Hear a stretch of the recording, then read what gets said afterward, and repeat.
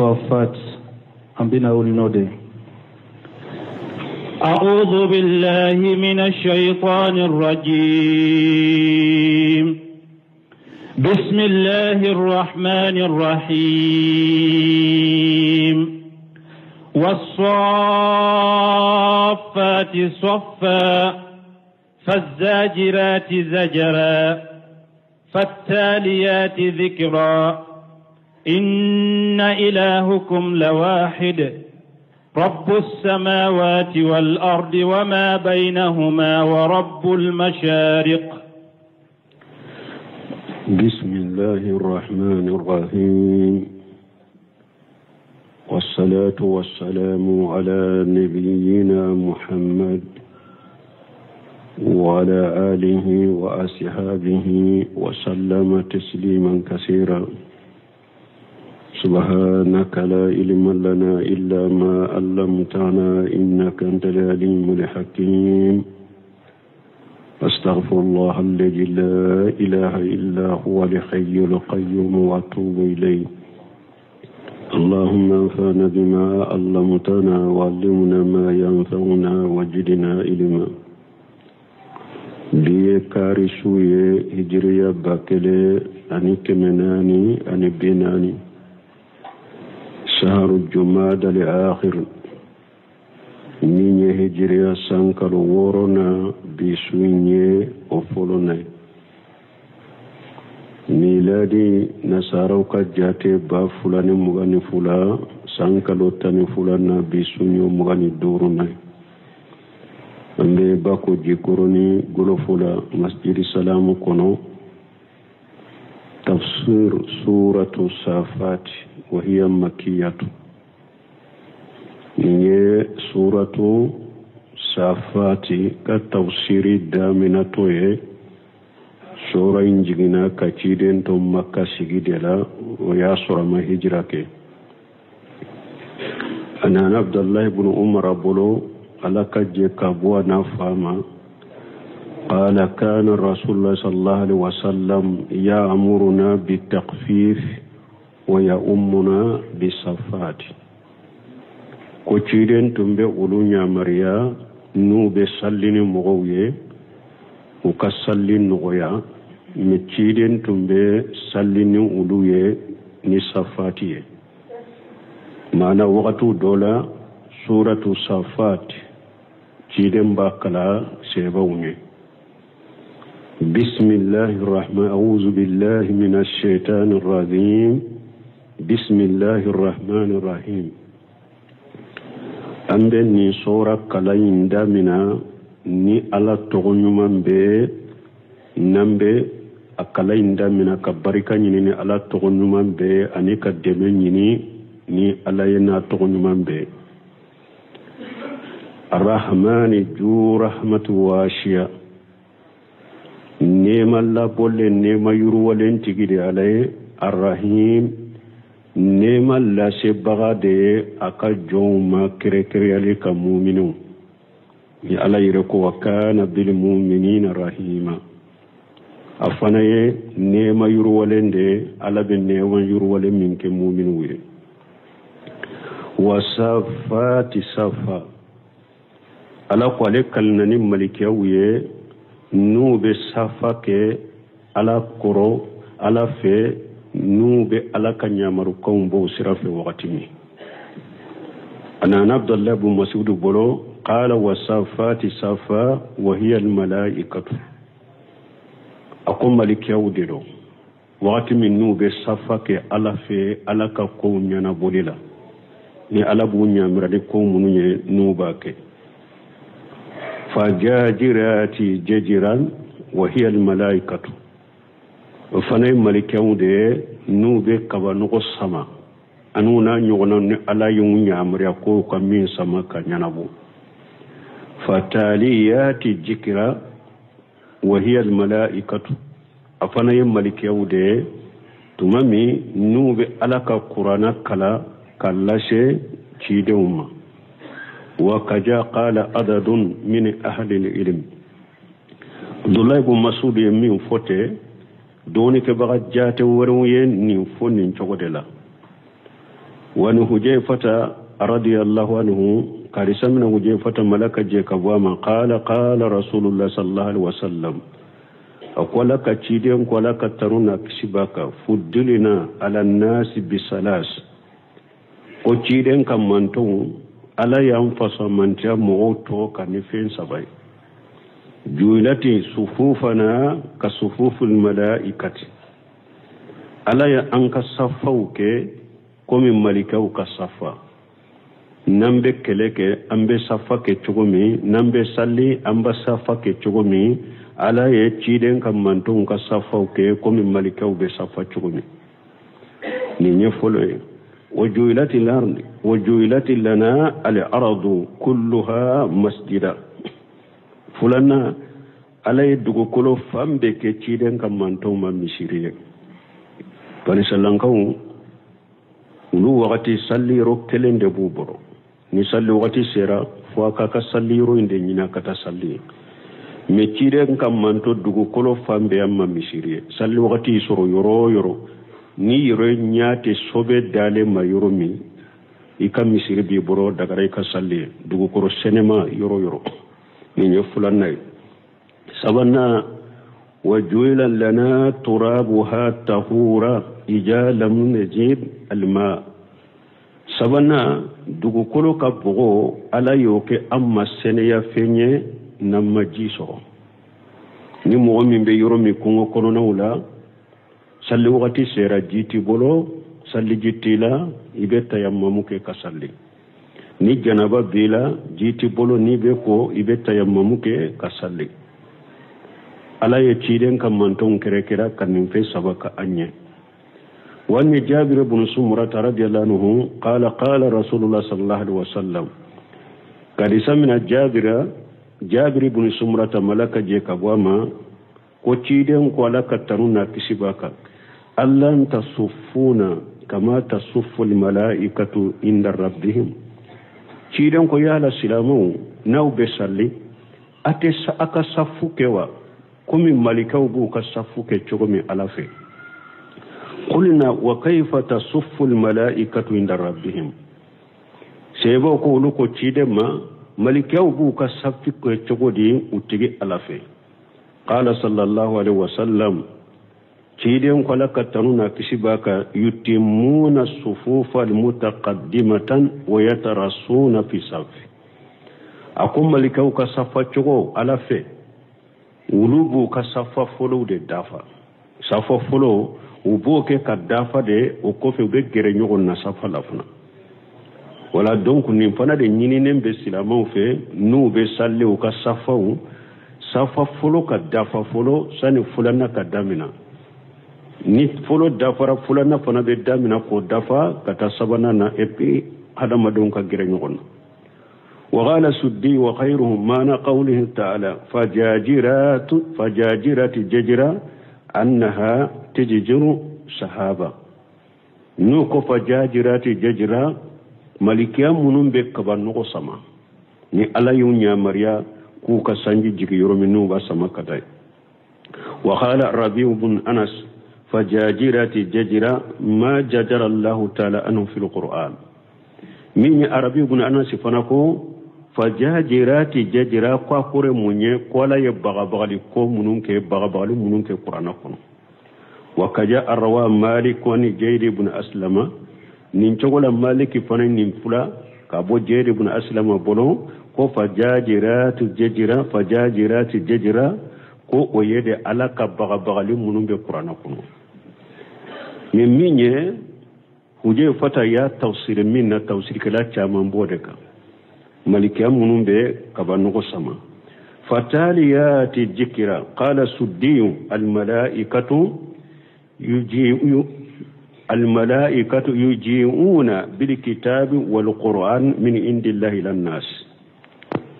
فتاليات الذكر مني سدي كوكم ملكا منون بناني قرآني كبو ألفه كان هذا مدوما وهذه الآيات كقوله تعالى أقول أن آية بكيكمي ألك كما فالملقيات الذكر ألك عليك لنني ملكاوية munum be ala kosumani qur'ana nuba bila kana hada madumma ujuran ku ujurat tige kabu bolo wa nujura anuku baba donc ala kulli hali nim fe saba min fulani nim beye malikiyawde ala kallani malikiyawye nube safake utigi alafe ala kallani malikiyawye nube kabanogo sama ala kallani malikiyawye nube qur'ana mina alala kanadi hada madumma me kalili fe nye jumanye kalili kunye jumaye anko kalilila ate daga danfen ka kalini fe ngure minti alai ala fule ka kalini mununye malikawu yala ka danfen unde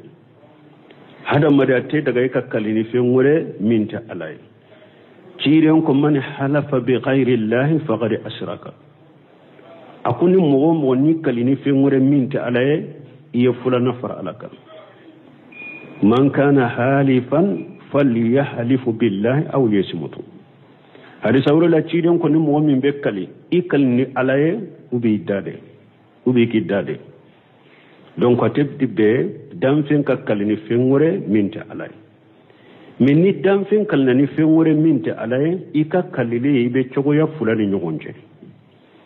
ni kalani feminye ni o damfen bonyalen de be edusukun kono comme anya ala bonyalen bi dusukun kono chogo mi ube ni ala bi bolo chogo mi o damfen fana bi bolo chogo kelende nya iya ala ni o damfen be de kelenya bolo bonyani karamala o de ya to ikalna naye ube eka kalifenyere kabboy bolo kateme alaka eka kalili min fulani nye shirkul akbar mukhrij min al millah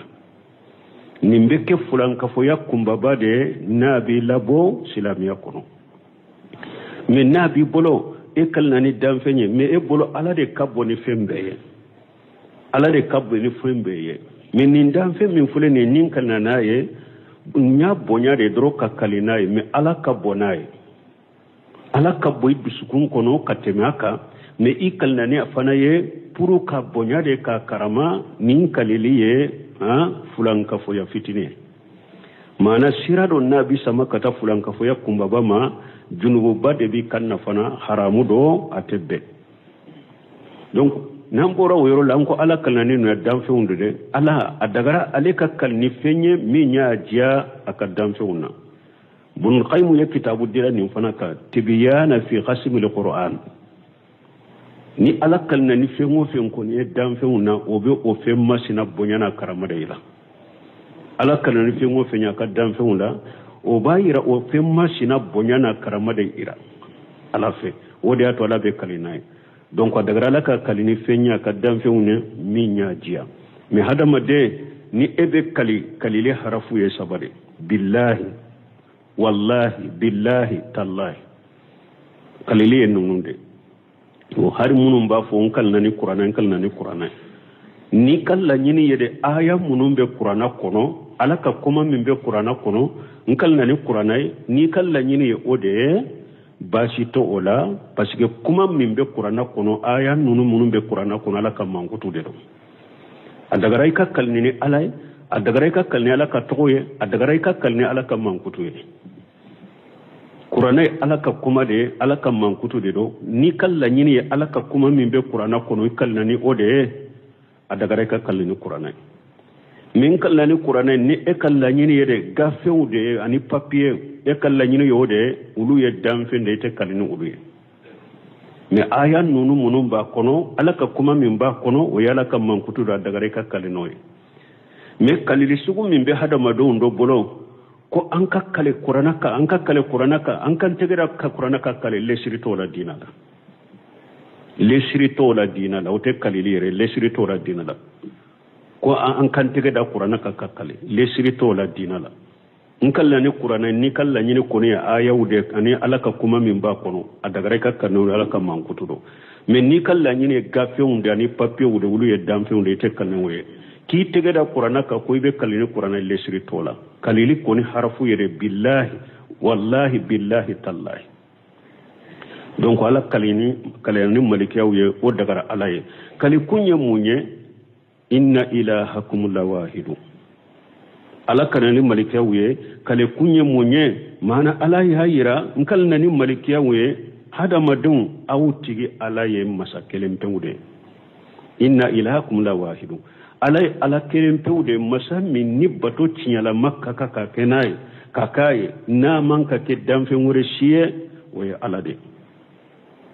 rabbu samawati wal ard sankaba wolon fulatigi de alay duguma kolon fulatigi de alay haja huwal muqsamu alayhi kalili fen fulaninde annahu ta'ala la ilaha illa huwa kubbato fen site min kabbato cieni ala kelim tawte do ba fo la ilaha illa allah la khaliqa illa allah la muqtariya illa allah nununte la ilaha illa koroy dilandim bagate ni alate dam bagate ni alate dam masate ni alate la ilaha korte ni nyede o ba fo ninde ma tawhid urububiyya har makka kafiru tumbodo la ilaha illa la mabuda bi haqqi ube ba fo la mabuda haqq illa allah bato fen shide temmin ka bato ciani ala kelem dawte na banyu nu kam go kelela ninde kama sino tawhid urububiyya entew mo sini mo makele ke o kama kele kera de bato beka ke ala ye fenwure kana bato ka fara alaka rabbu samawati wal ardi wama bainahuma ay min al makhluqat sanka bawlon fulatigi ala de duguma ko lon fulatigi ala de ani fenwo fembe sanni duguce damfe be sanni duguce be tigi ala de wa rabbul mashariqi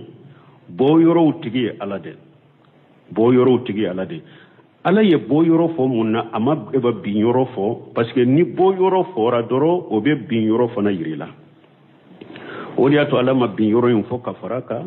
sino yoro werela ala ye bin yoro yin faraka nako wa rabbul masariqi ay huwa al malik al mutasarrif fi khalqi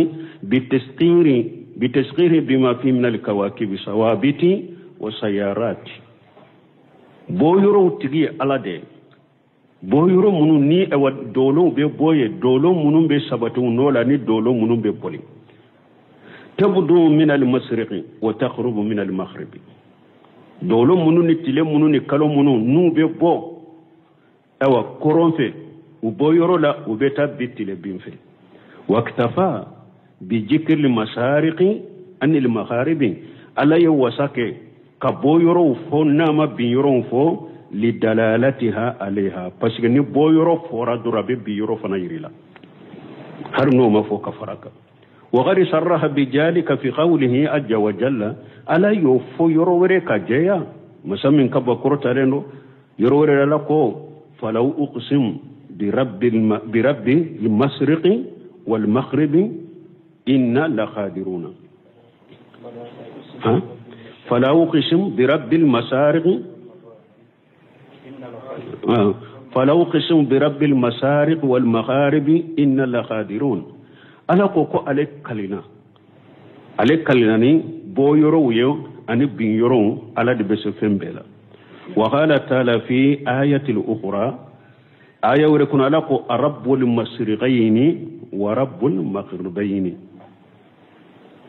بو يرو ورلا بو يرو فلا أني بين يرو فلا يرو ورلا رب المشرق والمغرب مفرد بس كنا نقرأ نكون ننشغل بلا مفرد نانا رب المشرق والمغرب نانا كاكي مفرد رب المشرقين ورب المغربين بو يرو فلا بي يرو فلا وفنا نانا جمو فنا نانا رب المشارق والمغارب أبقى من نابية فلو قسموا برب المشارق والمغارب إن لقادرون أنا نين لها لا تشغل سبب القرآن كنا نانا نكلنا ويتلي بويرو أنا بيرو رب المشرق والمغرب ويتلي بويرو أنا بيرو نانا نجمو لا وفلالا رب المشرقين ورب المغربين توصيل كلا بو توصيري تلي أني كلو بويرو أني تلي نكلو بيرو نانا جمولا رب المشرقين رب المشارق والمغارب ويبو يرو تلي بولا كالو بولا دولو بولا أني بين يرو تلي بين يرو بولا كالو بين يرو بولا دولو بين يرو بولا وبدوبا فنانا نفلا tile anene boyoro ana tile mafila boyoro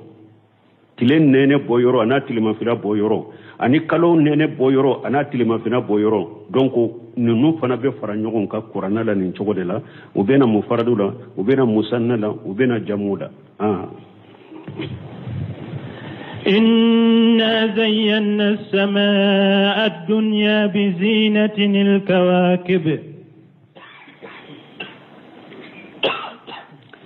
إنا زينا السماء الدنيا بزينة الكواكب يخبر تعالى أنه زينا السماء الدنيا للناظرين إليها من أهل الأرض نهاية كنا لا ينكبر يا مسلم كرتالين هو عليه جيا سانكبا مصري dugukolo dunkewe ni mogo min ye sankaba kun korota ka sankaba laje ala ye sankaba masirni dolow ye mais mogo be sankaba masirli doni dolow ye de ni be burusu kono yelente yoromi ni be dibila yelente yoromi te kuran koro te yelen koro ni kun korota sufela la ka sanfela laje ni ayuna nyogonaw u kube bangiye o wakati de ala ko ale diya sankaba masiri dugukolo dunkenw ye lajeli kele bagaye ka masirni dolow ye bijinatil kawakib quriya bil idafati wa bil badali wa kilahuma bimana wahid fal kawakibu sayyaratu wa sawabitu dolo munun fule ka fote dolo munun be boli dolo munun be sabati abede ba kono دوها زرم يسقب دوها زرم السماء صفاف فتودي لأهل الأرض دولون نونون يلي وبي سانكبا وبي اوا سانكبا بوفو سامفلا دلا نو يلم بي اوا سامفلا دبي فرا كان يلن دي دوكولو دونكوما كان يلن دي دوكولو دونكوما كومني الا كوني آية انيغنا فنا بي سورة الملك كونو ولقد جينا السماء الدنيا بمسابها وجعلناها أرجوما للشياطين وأعتدنا لهم عذابا سعيرا donc ala fule ka ko fula de fo dolo la ya anyuguna fora suratu mulku kono folo ye munye ala ye dolo ke ka sankaba masiri dugu kolo dunke minni sia e wasam fala laje iba soro a masiri lendo ni ala ya masiri ni dolo ye وحفظا من كل شيطان مارد وحفظا نيدولو كي كسانكبا فنا تانغا فنا وحفظا تقديره وحفظناها حفظا او ني سانكبا ان تانغا فنا تانغالي دامبلا فنا من كل شيطان مارد كبو شيطان كلين كلمه شيطان منو نيكنا gelawule donc abe komi dolon sanfe ala ye kunde fula folo ka sankaba masirnu ye fulana ni setane kanna gele munu yelela nyogon ka kata sanfe ko beta sanfe la tibariya lame malikaw bolo kana fo u ka bara nyogo setane ye dugu koloka ala be dolo ke tasuma e ka firuka dolo be akko adola abajani dolo sana ka ku sanfe mogola iba sorale kuma min bale duguma ayofo donc o kuma imbena duguma mais ni dolo in kuran la kasura makuma fo duguma moye to kuma soro dolo ba fa donc ne ala ye dolo ke na kasanka ba tanganu ye fana kabo shetane o ma shetane mununye kanna gelonye لا يسمعون إلى الملأ الأعلى ويقذفون من كل جانب لا يسمعون إلى الملأ الأعلى ألقوا جنة شيطان نونو وتشك اللاملك سانكباي من كروتالين دو كباريا منون بسانكبا كروتالين وتشك او كباريا لامي كوسرو أنيما ويقذفون من كل جانب parce que malikaw be dolo tasuma ma de filmulas ni sankaba kero be fambe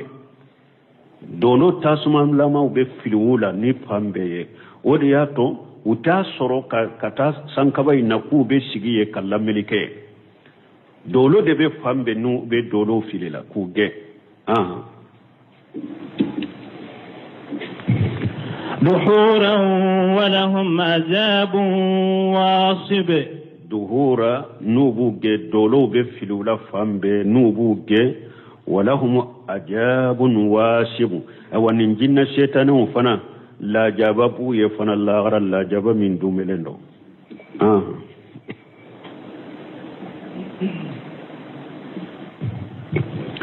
إلا من خطف الخطفة فأتبعه شهاب ثاقب إلا من خطف الخطفة ni ala yeretum ma fo ni ala yeretum ma latige jinna shaytan o teseka foy me sanfe ku be jiginaji ni ala yere ya sabati ala ba ku ye wakatu dola illa man khatifa al qatafatan foni jinna mi nye fendo purti sanfe na ye fendo me malikiya wala sanfe na ye o moni purti malikiya bolo ayo me fa atbahu shihabu shaqib ni alaye ni kuma do purti malikiya bolo sanfe dro dolo menelembe tuwako dolo tasmalama menelembe tugo jinna shaytane ko adun dolo menene mbe kus jinna shaytane la kajani sani aleka kuma yunfo aduguma mogoy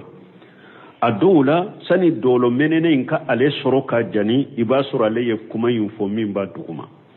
mimbo fana duguma be kuma yunfo oye mimbo fana duguma fana be kuma yunfo oye fo mimbe duguka dugu koloka ani jinna ani hadamaden shaytane mimbe barake nyogon fe abeta ofo aye kon nimbeke wo shaytane infana be galon kemetige kafara jinna kala halay ninde donc sani ciden kasi asabatira jinna utumbeta sanfe yoro de bu bolo sanfe nu beta sigiye kala melike utumbesta sigiye kala melike jinna utumboke metuma mi ciden cira jinna ma sigi yoro soro sanfe tuguni nu ku beta doro ewa dolo be filula nu ku beta dolo be filula o yu takede sa ube yele nyogon kare katalla melike me sigi yoro tu bolos onana aya kono wanna lamasina samaa fawajadnaha muli'at harasan sadida wa suhuba jinna yere yofo anye sankaba laje anya soro sankaba afalendo harasan sadida afalendo malikiya tangali kala dela nube sankaba intanga wasuhuba ani dolo wanna kunna naqudu minha maqaida lisamwi me aw sanin ninkake wakati temena sigi yuro tumbe aw bolo sampe nembata sigi e kala melike faman yastamila ana me sisa ni mugo koy beta la melike de yajidi lahu shihaba rasada ibes e wa dolo menenen de soroye nabi makonoy ibe dolo menenen de soro nabi makonoy wanna la nadri aw koni antado asarru urida biman fil ardi yala mugo munum be dugu koloka herade nyinina ni uyewa jugumande nyinina ni uyewa amu arada bihum rabbuhum rasada ube utiguye nyumande nyinino e antodo donc bun kasiri bafu ako suratul jinni konni ale sera ni aya tawsiriya suratul jinni ko hadisa munun nana anil asaru munun nana jinna ka kibariya nu ka samfela lameli kibariya la ko abe hadisa nunul asaru nunun foye ni ala yansin serama ansin sama nan serai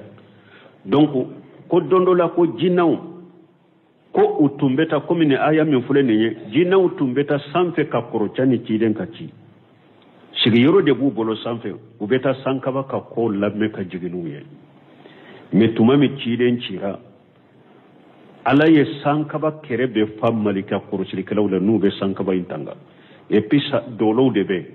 ni jinna tara ni setane tara dolo be filila